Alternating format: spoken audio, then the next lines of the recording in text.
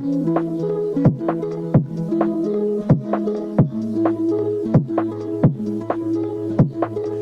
everybody, how are you going today? It is so good to see you. I do hope that you are super well.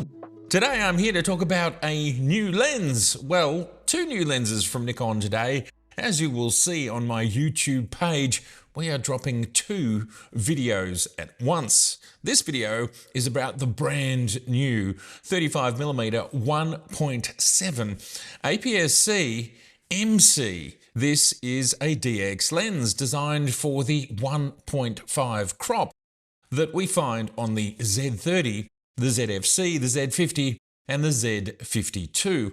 Of course, these lenses can be used on full-frame cameras like the Z7, the Z8, and the Z9, and the Z7 too.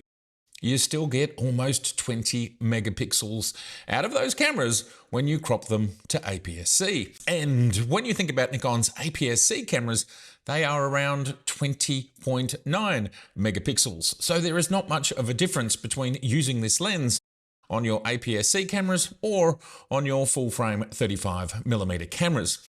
Also released today is this lens over here, which is the 16 to 50mm f2.8 with VR. Go find out about that lens in the other video. But let's talk about this one right here, 35mm. It is a macro lens with very, very close focusing.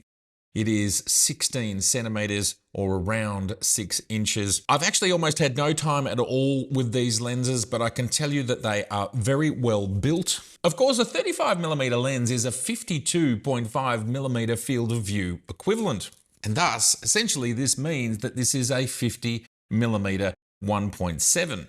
I have managed to take a few shots to show us what it looks like, and I'm really happy with the quality of this lens. Don't think any of Nikon's APS-C lenses are S lenses, but nonetheless, this is a very high quality lens. It comes with dust and weather resistance, which what that means in Nikon's terms is it will resist some drips and some dust. Build quality of the 35 1.7, they do have a metal lens mount, which is fantastic to see. Otherwise, I would say it is an all composite construction. That's what we would expect when it's coming in at 220 grams. There is only this one control ring here, which can be programmed to do a few different things: focus, aperture, exposure, compensation, ISO, and so on.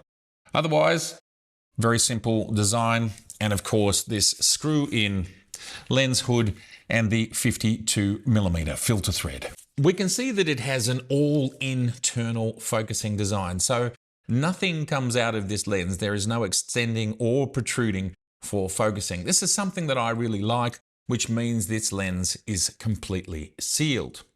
And we can see that it is a very, very short lens with this screw-on lens hood removed.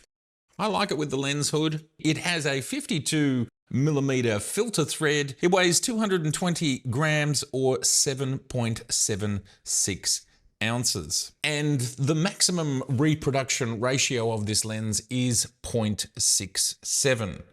Of course, this lens does not come with VR. That means using a tripod or keeping your shutter speeds a little bit higher. But optically, it is very, very good. Let's take a look. We're now on the 35mm 1.7 from Nikon, sitting on the Z8 for a few of these images. Also, we have the ZFC and the Z50 coming up. Again, just a very small selection of images because of the brief time that I've had this lens, and the optical performance is fantastic. We can start here by the stress that's put on the lens here when we're looking at purple fringing. Hard to see here because it's red against the bright area, so we will move on. But what we can see pixel for pixel is how sharp it is. Now, how much adjustment has been done here? I would say very little, and it's actually none at all. Having a bit of a look at the out of focus areas, I really like how they look. That's fantastic. And they do become a little bit lemony towards the edges. But as I say in every video, I don't mind bokeh and how it changes and how it looks different. It would actually be not that fabulous if they all look the same. Here I just wanted to show the fall off that we get from 1.7, although in this case it is 1.8. It would be very similar to that. This is also handheld at 1/8 of a second, but we do get genuine fall off, and this is a sort of nifty 50 in inverted commas that you could use on your APS-C body and get some absolutely great results. Street work still on the Z8, and we can see that by the fact that the ISO is 64, 1/8 of a second handheld. Again, the dynamic range and the possibilities of this lens remain very, very exciting from my perspective. I really doubt that Capture One and maybe not even the cameras know about this lens, and we certainly can't see any distortion going on here with the straight lines. Getting into macro, well, I really, really love those out of focus areas. Just look at how silky smooth they look. Absolutely fantastic. We are at 4.5 here because when you start to get that close, any amount of movement and the wind was blowing and images can fall out of focus just so easily. Now, something I noticed when we got to the extreme macro levels on this lens, the aperture does start to climb a little bit. I do not have exact data on how far that goes, but it wouldn't stay at 1.7 as you're getting below, say, 3 feet or maybe a little bit closer. So the apertures do change. I don't think that's a problem. When you're doing macro photography, you invariably want more depth of field with the image. But we can see here this beautiful outline of the petal on this flower. The petals here, they just look absolutely fantastic. This image is unedited. We could add a bit of color. We could add a bit of brightness. We could add a bit of contrast, bring down the highlights to maintain the texture. Why this image is here is to show us how it handles flare. I really, really like how this is looking. And of course, these soft out of focus areas in the background. Again, I really love the bokeh on this lens. It looks fantastic. Looking for aberrations, this is pixel for pixel. There's not a lot showing. This is about as harsh as things get. There might just be a little bit here. This is what f16 looks like on the 35 1.7. Showing here the focus area is in the middle and just looking stunning. Perfect reproduction. And again, that fall off. I can't tell you how soft and lovely and how much I love the fall off of this lens. And perhaps the piece de resistance of the few shots that I've taken, I love this. This is all in camera. I don't think I've done a lot of adjusting to it. A little bit there. I've pulled down the highlights and pushed into the shadows. But, you know, we could bring that back and it would still be just as lovely. Very little has been done to this. Love this background bokeh ball here, looking almost perfectly round. And yeah, that to me is just an absolutely gorgeous, gorgeous shot. This bud here would probably be around the size or a little bit smaller than a golf ball. So this gives you a sense of how close it is. I thought this was as close as I could get. And the Apple Watch is probably about an inch tall, something like that. And yes, here we are. It's in focus. You can actually make out the pixels. But we can go even closer. This image is not cropped. This is the full image. We can go into a pixels for pixel and you can see there's those pixels in focus. Pretty hard shot to take. We're at f5 because any slight movement and we're out of focus, and I was just shooting this on my wrist. But this is just a portion of the Apple Watch screen. It shows you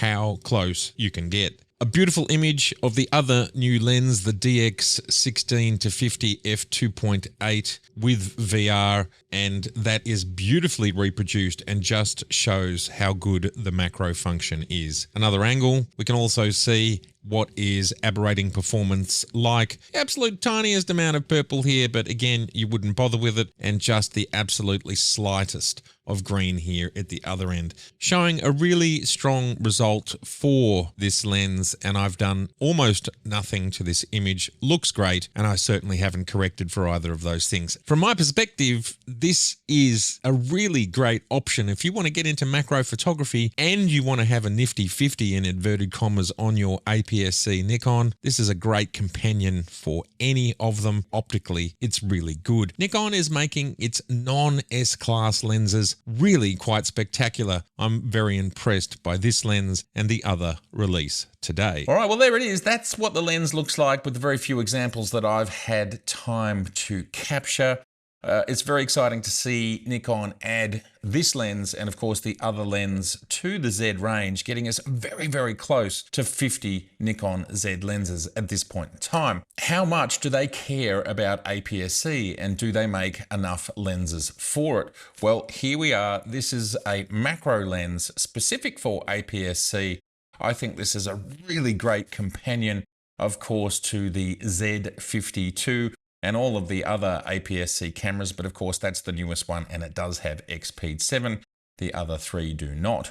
I would expect at least some of those cameras to be updated over the next year or two. Whether we see all of them or not, it's hard to say. Will we have a ZFC2, for example, which is XP7? I suspect that camera has sold quite well. This is a great lens to go with it. It's a good option. It's great to see two new lenses in the APS-C line. What does this tell us about the future of APS-C with Nikon? Well, it tells us that they want to continue to create products in this space. We've just had the Z52 released not that long ago, and now we have two new lenses, and both of them are highly competent lenses. Check out my video about the 16 to 50mm 2.8 with VR, because this also shows that Nikon are taking APS-C seriously. This is a very good lens. All right, everybody. Well, I'd love to know what you think about this lens. What do you think about its price point? If you're an APS-C user, is this something that you might go for? Do you like the idea of a 50mm field of view equivalent that's fast with an aperture of 1.7? It's fast because it's using STM focus motors, which are both fast and quiet, which makes this lens great for video as well. It also has ED elements in it to minimize chromatic aberration, which it's absolutely doing. And talking about video, it's also been constructed to minimize focus breathing. So what I'm seeing here after 7 years of the Z system is that even Nikon's more entry-level lenses are highly competent. They are high quality lenses. It's not S, it doesn't have an S on it. But considering the price point and its capabilities, that 1.7, and the fact that it's a macro as well, very, very small, very, very light, 220 grams, it's a great option for people who want to travel light or just simply have light kit. The new 35mm 1.7 MC for APS-C is 699 Australian dollars with taxes, so around $700. And I do suspect it to be in the US somewhere between 300 and 400 USD, excluding taxes. Depending on tariffs, it's hard to know exactly where it will land. All right, everybody. Well, it's been so good to see you. And if this is your first time here, I would love to see you again. So please do subscribe, please share, and please like. All right. Bye for now.